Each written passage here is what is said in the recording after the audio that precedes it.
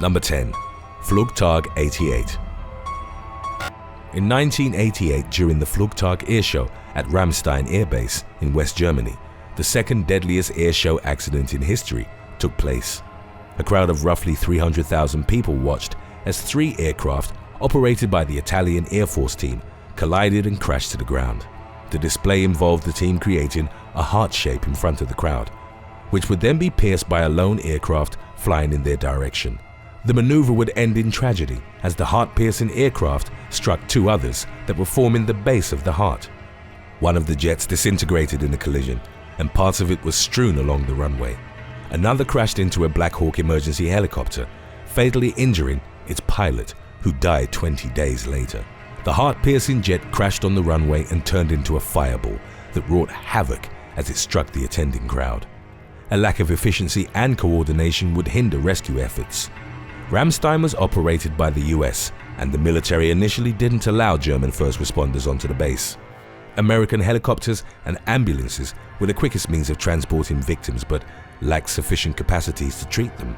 In the end, 70 people died, including 3 pilots. Roughly 346 members of the crowd were severely injured, while hundreds of others sustained minor injuries. Number 9. 2011 Reno Air Races crash. At the 2011 edition of the Reno Air Races, James Leeward was flying a highly customized North American P-51D Mustang.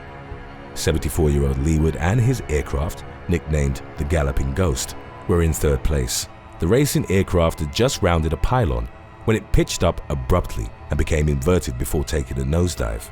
The P-51 Mustang crashed into the parking ramp at 400 miles per hour and disintegrated upon impact. It hit an area that contained box seating. Leeward was killed at the crash site, as were 7 other people. 4 victims later succumbed to their injuries at the hospital, while 69 spectators suffered various injuries. An investigation revealed that the aircraft's extensive modifications played a role in the crash. Several reused attachment pieces had failed, causing Leeward to experience 17G, which rapidly rendered him unconscious. Number 8. Tu-144 crash. The Tupolev Tu-144 is a Soviet supersonic passenger airliner designed in Soviet Russia, which was in operation from 1968 to 1999. One notable accident involving this aircraft occurred at the Paris Air Show in 1973. At the time, there was a great deal of rivalry between the Tu-144 and Concorde, a supersonic passenger airliner jointly developed by the British and the French. Both aircrafts could break Mach 2, meaning they were roughly twice as fast as the speed of sound. The Soviets were confident that their aircraft would prove superior, and the pilot was determined to outperform the Concorde. However, as the aircraft appeared to be making a landing approach, it took a steep dive. As the pilot tried to correct it with all 4 engines at full power, the Tu-144 broke up in mid-air. The aircraft then disintegrated and crashed, destroying 15 houses. All 6 crew members were killed, as were 8 people on the ground. 60 others were severely injured. There are several theories as to why the crash occurred. One is that the Soviet crew simply pushed the machine too far in an effort to dominate their competition. However, another report claimed that a French jet was sent to photograph some of the Tu-144's unique features. The Soviet crew, unaware of this, was forced to perform dangerous evasive maneuvers, which led to the crash. Number 7. 2007 Blue Angels South Carolina crash. During the final minutes of a 2007 air show at an air base in Beaufort, South Carolina, a US Navy Blue Angels jet crashed. The sole fatality was pilot Kevin Kojak Davis. During a sharp turn, his body was subjected to forces of almost 7G, which caused him to pass out. While pilots are trained to deal with these conditions, it's worth mentioning that the average person can only endure about 5G. A subsequent report claimed that Davis hadn't tensed his stomach muscles enough to resist the force. As he lost consciousness, his airplane slid for almost 300 yards before it hit the ground. 8 people on the ground were injured, and the flying debris caused millions of dollars in property damage. Number 6. Transpo 72 Joe Howard crash. Major Joe Howard died during an air show held outside Washington in June of 1972. He was part of a demonstration squadron called the US Air Force Thunderbirds. During a vertical maneuver, Howard's supersonic jet lost power. The aircraft fell out of the sky at around 2,500 feet above ground, crashed and exploded. The pilot successfully ejected and was descending safely when winds pushed him into the ascending fireball. Overwhelmed by the heat, Howard's parachute started to melt. The 32-year-old pilot, who'd flown combat missions in Vietnam, fell to his death from 200 feet. Number 5. 2015 Shoreham Airshow crash. During the Shoreham Airshow in August of 2015, a former military aircraft crashed while trying to complete a loop maneuver. It had started from a height of 200 feet, which according to aviation experts left no space for error. It should have been started at a greater altitude, from which it would have risen to about 4,000 feet at the top of the loop. However, the Hawker Hunter T-7 only rose to about 2,700 feet at a speed that was deemed inferior to what the maneuver required. The aircraft crashed onto a main road and broke into 4 parts upon impact. The main body, with the left wing still attached, tail, cockpit, and right wing were sent flying, destroying at least 8 cars. An enormous fireball was ignited by fuel escaping from the aircraft's tanks. Andy Hill, the T-7's pilot, was thrown clear of the aircraft in his ejection seat and survived but sustained severe injuries. 11 lives were claimed by the disaster, which was subsequently attributed to pilot error. Hill was charged with 11 counts of manslaughter but was eventually found not guilty in March of 2019. Number 4. Golden West Sport Aviation Airshow crash.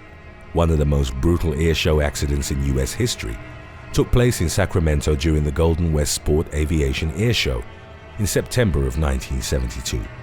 An F-86 Sabre, a single-engine jet fighter built for the Royal Canadian Air Force, didn't gain enough altitude upon takeoff. It was a known handling issue of the Sabre aircraft ever since the 1950s, that if the nose was raised prematurely from the runway, it could have fatal consequences. The jet ran to the end of the runway and crashed through a chain-link fence.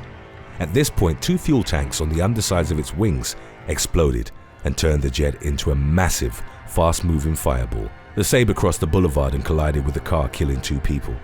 It then struck an ice cream parlor at about 150 miles per hour. 22 people were killed in the crash and 28 others were injured. Although horrific, it was argued that the death toll could have been much higher if the fuel tanks hadn't already caught fire, and if the cars parked in front of the ice cream parlor hadn't slowed down the Sabre, the explosion would have rippled across the block. A safety board concluded that responsibility for the accident rested with the pilot's inexperience. Richard Bingham survived the explosion and the crash, but had suffered a broken leg and a broken arm. It was later revealed that he'd logged less than 4 hours of flying time with the Sabre. This is arguably why he wasn't familiar with the peculiarities of handling it. Eyewitnesses claimed that he'd over-rotated the nose prior to attempting takeoff. Number 3. Biggin Hill, 1977. In 1977, during the annual Biggin Hill Air Show, a helicopter carried sightseers around the town's airfield. At around 200 feet, the helicopter struck the underside of a de Havilland Tiger Moth biplane and sheared off its landing gear. The helicopter broke off in the collision and brutally tumbled to the ground, killing 5 people on board. The biplane crash-landed successfully, with only minor injuries to its pilot and passenger. However, both were treated for shock in the incident's aftermath. Today's topic was requested by I Sir Ace I, Free Flown Art, and Gimme the Cash. If you have any other topics you'd like to learn about, subscribe and let us know in the comments section below. Number 2. 1952 Farnborough Airshow crash. The Farnborough Airshow crash is among the deadliest incidents of its type to have ever occurred in the UK. During the 1952 edition of the show, which took place in Hampshire, England, a prototype de Havilland DH-110 jet fighter was engaged in an aerobatic maneuver. It went into a supersonic dive, then rose to 40,000 feet. That distance is almost double the entire length of the Las Vegas Strip. The jet fighter then banked left at about 520 miles per hour towards the airshow's crowd. Then, as the pilot pulled the aircraft into a climb, it disintegrated in less than a second. The cockpit, with both crewmen trapped inside, fell near the runway and injured several people. As the engines violently separated from the frame, they hurtled like missiles towards the airshow. One crashed into the crowd, causing most of the fatalities. 31 lives were claimed in the accident, including the DH-110's onboard crew. It was subsequently determined that a structural failure in the aircraft's leading edge had been the cause of the crash. Before we move on, official They Will Kill You merchandise is now available at theywillkillyou.com. It's out of this world. Number 1. Sneeliv Airshow Disaster. On July the 27th of 2002, the deadliest airshow disaster in history took place at the Sneeliv airfield near Lviv, Ukraine. During the aerobatics display, a twin-engine fighter jet entered a rolling maneuver at low altitude. It descended rapidly and its left wing struck the ground, at which point the crew ejected. The jet fighter flattened out at first, but after striking the nose of a transport aircraft, it exploded and cartwheeled into the public. The crew survived, but 77 people on the ground were killed, and over 100 others were hospitalized, with bone fractures, burns, and head injuries.